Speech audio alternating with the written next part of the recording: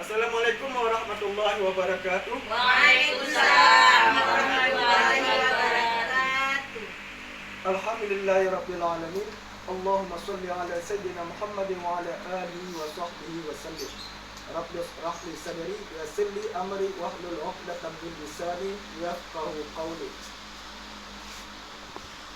Saya ucapkan terima kasih atas kehadiran ibu-ibu KPM yang pada siang hari ini telah hadir dalam acara P2K2. Sebelumnya saya mau tanya, apa kabar ibu-ibu hari ini? Alhamdulillah baik. Baik ya. Kemudian saya ucapkan terima kasih kepada Ibu Yusna ini yang telah memberikan tempat kepada kita untuk melaksanakan acara P2K2 yang pada kesempatan kali ini kita akan membawakan modul pengasuhan dan pendidikan anak. Ya, pengasuhan dan pendidikan anak. Sesi yang akan kita bawakan adalah menjadi orang tua yang lebih baik. Ya, menjadi orang tua yang lebih baik. Kita di sini sudah menjadi orang tua ya kan? Ya. Ibu Darmawati, boleh saya tanya berapa jumlah anaknya?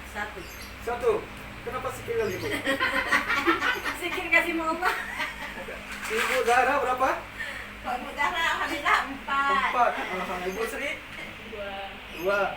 Ibu Yusna ini? 4. Ibu Kamisna? 2. Ibu?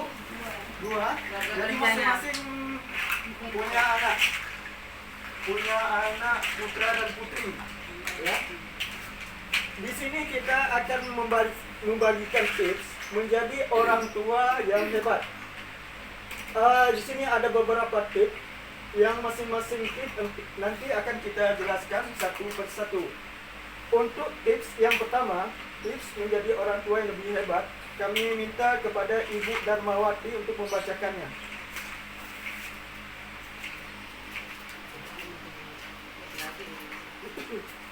Mengingat hal yang membahagiakan sebagai orang tua. Oke, terima kasih. Silakan duduk. Mengingat hal yang membahagiakan sebagai orang tua. Setiap pasangan yang menikah belum tentu akan dikaruniai seorang anak. Ada yang telah puluhan tahun ataupun belasan tahun menikah, belum juga dikaruniai anak. Tapi kita di sini telah dikaruniai, telah diamanahkan putra dan putri yang sehat, yang cantik dan yang ganteng sebagai anak kita. Oleh karena itu, anak merupakan amanah yang harus kita jaga, karena anak merupakan anugerah terindah dalam kehidupan kita. Kita harus mengingat bagaimana pertama kali dia lahir, bagaimana dia tersenyum, bagaimana dia memanggil Anda ayah ataupun ibu, pasti sangat membahagiakan. Ya kan ibu-ibu? Ya. Ingatlah hal-hal yang baik. Ingatlah hal yang paling membahagiakan ketika menjadi orang tua. Ketika kita mengingat hal yang membahagiakan sebagai orang tua, maka kita akan menjaga tutur kata kita, menjaga kelakuan kita dalam mengasuh anak. Tips yang kedua kita lanjut ya. Kepada Ibu Zahra kami persilakan untuk membacanya.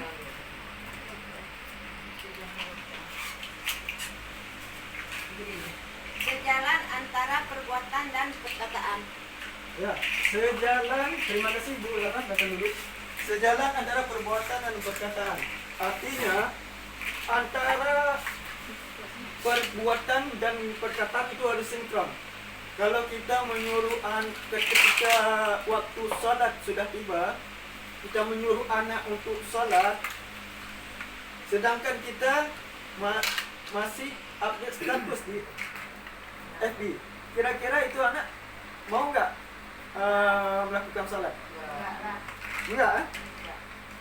Ya, artinya setiap perintah, setiap tindakan yang kita lakukan itu harus disesuaikan dengan perkataan dan perbuatan. Senang tidak senang, mau tidak mau, apapun yang Anda lakukan akan ditiru oleh anak. Anda adalah ibu-ibu di sini adalah guru pertama dalam kehidupan seorang anak. Meskipun Anda tidak sengaja mengajarkan itu, tapi anak akan menirunya.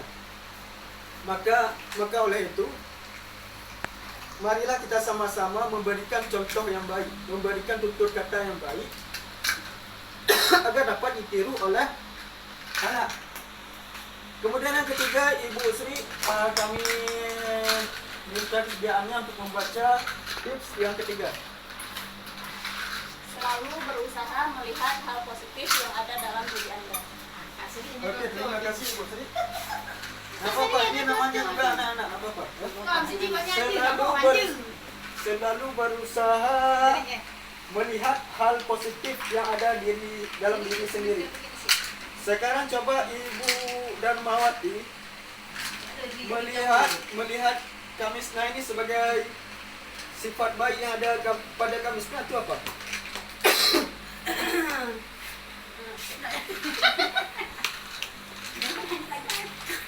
Baik nggak Kamisna nih, baik nggak? Baik. Rajin nggak? Alhamdulillah baik. Rajin. Kalau Ibu Zahra melihat Sri bagaimana? Orangnya Lembut, penyayang. ya? Baik. Artinya masing-masing ketika kita mendengar orang lain memuji kita, apa perasaan kita? Senang nggak? Senang. Kan? Itulah yang terjadi apabila anak mendapatkan pujian ketika berbuat baik, ya. Setiap orang punya sisi baik dan sisi buruk. Seburuk-buruknya kita pasti ada sisi baik, ya kan?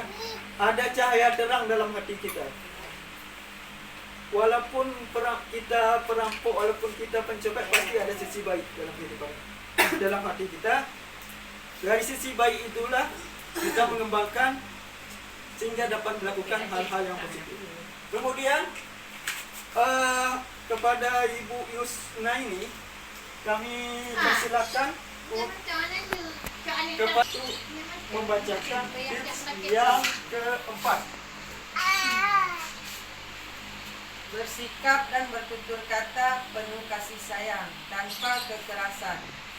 Oke, terima kasih Bu Kamisna. Silakan duduk. Kita jelaskan poin ini. Bersikap dan bertutur kata penuh kasih sayang tanpa kekerasan. Sering nggak memukul anak di rumah? Ataupun menjewer, ataupun mencubit? Pernah nggak? Kalau ada salah, Kalau ada salah? Kalau cubitnya itu di mana? Di mana yang tepat? Ya? Oh, iya. Kalau Ibu Darmawati sering? Ibu Dewati nggak pernah. Oh, Karena satu ditinggal. anaknya. Dia bisa salah tetap. Oh, Kecil iya, dah iya. hanya si pinjam. Ini sering terjadi dalam kehidupan kita berumah tangga. Kita sering menggunakan kekerasan ketika anak berperilaku buruk. Ya, tapi harus kita ketahui bahwa kekerasan akan membuat anak menjadi agresif, penakut, pemarah, bahkan pendendam.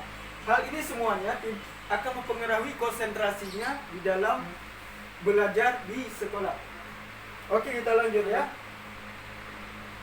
Tips yang selanjutnya oleh kepada Ibu kami persilakan kepada Ibu Yusna ini, Jak tanya deh, mak-mak kan.